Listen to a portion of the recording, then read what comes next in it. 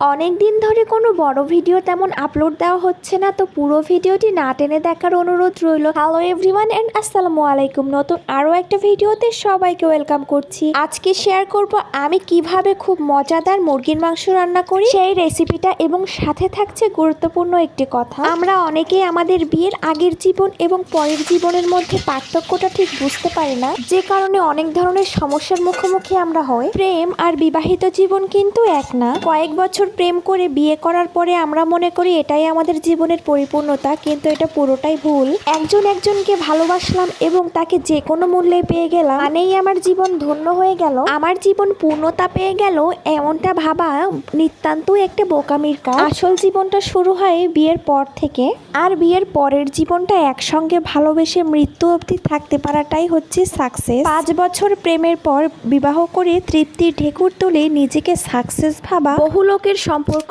5 মাস পার হতে না হতেই আমি ডিভোর্স হয়ে যেতে দেখেছি। বিয়ের আগেকার শতভাগ ভালোবাসা নেমে আসতে দেখেছি অঙ্কের শূন্য কোটায়। সারাদিন ফোনে কথা বলে, মেসেজ দিয়ে, সপ্তাহে একদিন দেখা করে, গিফট দিয়ে, গিফট অ্যান্ড টেক একটা সম্পর্ক যে কেউ এগিয়ে নিয়ে যেতে পারে, কিন্তু বিয়ের পর দায়িত্ব নিয়ে, যত্ন নিয়ে জীবনের শেষ অবধি সম্পর্ককে এগিয়ে নিয়ে যাওয়া মোটেও কোনো সহজ কাজ নয়। বিয়ের পরে যখন আবেগ কমে যায়, ফ্যান্টাসির জগৎ ছেড়ে যখন আমরা বাস্তবিক জগতে নেমে আসি, ধীরে ধীরে যখন সৌন্দর্য হারাই, শারীরিক চাহিদা যখন কমে আসে, শর্ত দায়িত্ব যখন ঘাড়ে চেপে বসে, ঠিক তখন সম্পর্কটাকে বোঝা মনে করে পালিয়ে না গিয়ে থেকে গিয়ে ভালোবাসাকে ভালোবাসতে পারাই সত্যিকারের পূর্ণতা। তাই জীবন সঙ্গী হিসেবে তাকেই বেছে নাও যাকে তুমি ভালোবাসো এবং যে সকল পরিস্থিতিতে মৃত্যু অবধি ভালোবেসে যেতে পারার আত্মবিশ্বাস ও সাহস রাখে। কথাগুলো তিতা হলেও সত্য।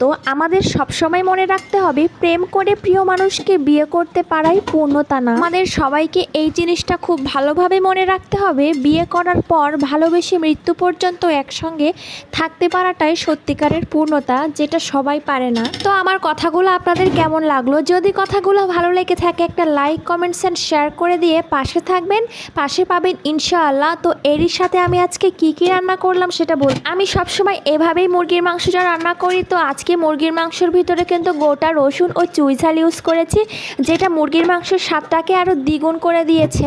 আর আমার এই ভিডিওটা আপনারা কে কোথা থেকে দেখছেন অবশ্যই কিন্তু কমেন্ট বক্সে জানাতে পারেন।